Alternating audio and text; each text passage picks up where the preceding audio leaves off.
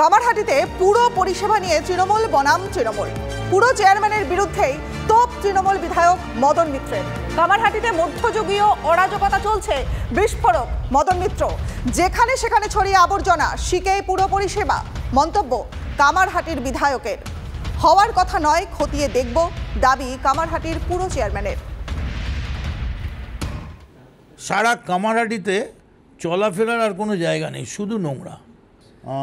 Chairman বলতে পারবে, কারণ এটা চেয়ারম্যানের ব্যাপার। প্রতিদিন এই পুকুর বুঝিয়ে বাড়ি, আনঅথরাইজ বিল্ডিং, এ আর পোষাচ্ছে না। মানে এত বেশি রোজ কমপ্লেন। এবারে যে নির্বাচন হয়েছে পৌরসভা এই সৌগত রায়ের, যদি কামারহাটির 7টা ওয়ার্ড এবং 8 আর 9 যেখানে প্রায় 4000 করে মুসলিম ভোট আছে, তারা যদি সাপোর্টটা না দিত, তাহলে কিন্তু কামারহাটিতে ডেপিজিট হয়ে যেত, কামারহাটিতে আমরা হেরে যেতাম। ব্যাপক দুর্নীতিটা কারণ, ব্যাপক দুর্নীতি। কামারহাটি জুড়ে সব জায়গায়, প্রত্যেকটা জায়গায় কমপ্লেন। মেনলি কমপ্লেন হচ্ছে দুটো: পুকুর বুঝিয়ে বাড়ি করা আর এক্সট্রা ফ্লোর। 4-এর জায়গায় 6টা, 2টো ফ্লোর এক্সট্রা। আরো একবার তৃণমূল বনাম তৃণমূল। কামারহাটিতে পুরো পরিষেবা নিয়ে তৃণমূল বনাম তৃণমূলে পুরো চেয়ারম্যানের বিরুদ্ধেই তোপ তৃণমূল বিধায়ক মদন মিত্রের। কামারহাটিতে মধ্যযুগীয় অরাজকতা চলছে, বিস্ফোরক অভিযোগ মদন মিত্রের। যেখানে সেখানে ছড়িয়ে রয়েছে আবর্জনা, শিকে পুরো পরিষেবা। মন্তব্য করছেন কামারহাটির বিধায়ক। হওয়ার কথা নয়, খতিয়ে দেখব, দাবি করেন কামারহাটির পুরো চেয়ারম্যান।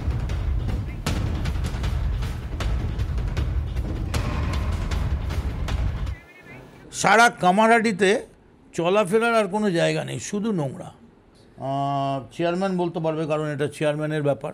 প্রতিদিন এই পুকুর বুঝিয়ে বাড়ি, আনঅথরাইজ বিল্ডিং, এ আর পোষাচ্ছে না। মানে এত বেশি রোজ কমপ্লেন। এবারে যে নির্বাচন হয়েছে পৌরসভা এই সৌগত রায়ের, যদি কামারহাটির 7টা ওয়ার্ড এবং 8 আর 9 যেখানে প্রায় 4000 করে মুসলিম ভোট আছে, তারা যদি সাপোর্টটা না দিত, তাহলে কিন্তু কামারহাটিতে ডেপিজিট হয়ে যেত, কামারহাটিতে আমরা হেরে যেতাম। ব্যাপক দুর্নীতিটা কারণ, ব্যাপক দুর্নীতি। কামারহাটি জুড়ে সব জায়গায়, প্রত্যেকটা জায়গায় কমপ্লেন। মেনলি কমপ্লেন হচ্ছে দুটো: পুকুর বুঝিয়ে বাড়ি করা আর এক্সট্রা ফ্লোর। 4-এর জায়গায় 6টা, 2টো ফ্লোর এক্সট্রা। বিধায়ক যখন বলেছেন, আমি কাউন্সিলরদের সঙ্গে কথা বলছি। কাউন্সিলর দেখবো যে কেন হচ্ছে না, কেন। যদি আমার লেবার থাকে, আমার গাড়ি থাকে, তাহলে কাজটা হবে না কেন? কি কাজ হবে? ময়লা তোলা। বাড়ি থেকে তো বাসি বাজিয়ে ময়লা তোলার কথা, ময়লা নেওয়ার কথা। যে কাজ হচ্ছে, সেটা কোথায় হচ্ছে না সেটা আমি দেখছি। আমার বিধায়ক তিনি ভাবেন কোথায় প্ল্যান ছাড়া বাড়ি হচ্ছে, কোথায় বাড়ি হচ্ছে নোটিশ দেওয়ার পরেও তারা কোনো গুরুত্ব দিচ্ছে না। এটা আমার বিধায়ক তো জানেন। প্ল্যান, এই যেটা বললাম, প্ল্যান ছাড়া বাড়ি করছে।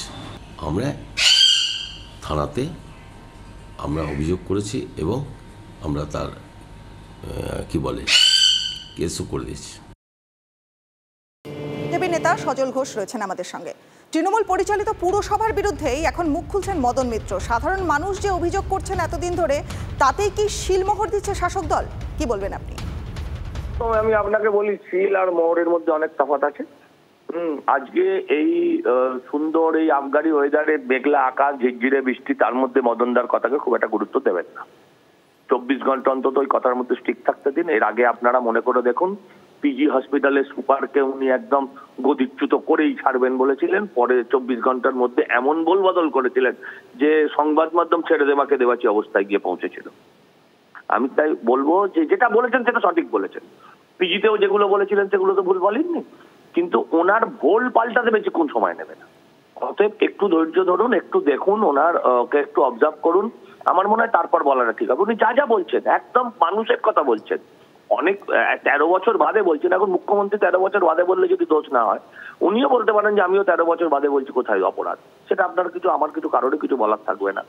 কিন্তু কথাকে গুরুত্ব দিতে একটু বিশেষ বারণ করব। আমি অনুরোধ করব যে একটু অপেক্ষা করে যান, দেখুন উনি আজ থেকে 24 ঘন্টা 48 ঘন্টা বাদে কি বলেন, তারপর সেটা নিয়ে আমরা আলোচনা করব। বেশ, ধন্যবাদ আপনাকে সজল বাবু। কথা বললাম বিজেপি নেতা সজল ঘোষের সঙ্গে।